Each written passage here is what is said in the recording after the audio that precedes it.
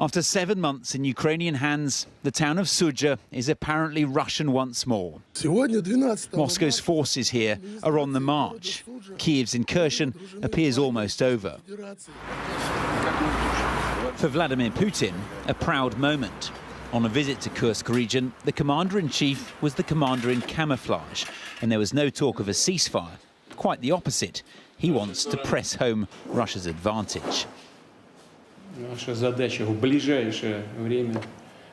Our task in the near future, in the shortest time possible, is to finally defeat the enemy entrenched in the Kursk region and to completely liberate the territory. But after talks with Ukraine and Saudi Arabia, the US wants Moscow to agree to an immediate truce for 30 days. It could include a prisoner swap and the return of Ukrainian children from Russia. Kyiv hopes it'll lead to even more. A 30-day period to fully prepare a step-by-step plan for ending the war, including security guarantees for Ukraine. If all of this is done, then after the plan is prepared and its gradual implementation begins, this will lead to the end of the war.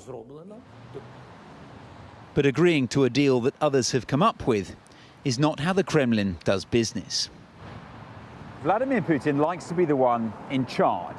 And for the past few weeks, it looked like he was, appearing to have Donald Trump's ear.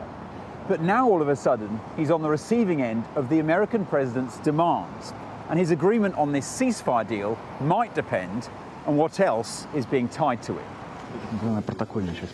For example, a seat at the table with the US. Their recent talks in Riyadh have opened the door to a reset of relations. But could Washington take that away if Moscow doesn't agree to its truce? If their response is yes, then we know we've made real progress and there's a real chance of peace. If their response is no, it would be highly unfortunate and it would make their intentions clear. Back home, Vladimir Putin's intentions are clear: to sell the war as a victory. But a ceasefire may not go down that well. We don't need this. That's all I can say. This is fascists trying to replenish their forces. Take a break and continue. Russia doesn't need this. I think there should be a cessation, but a cessation of the war overall, not just some fighting. That's why there should be negotiations, to come to an agreement. The Kremlin said it would wait for more details before making a decision. It seems they're no longer calling the shots. Ivor Bennett, Sky News, Moscow.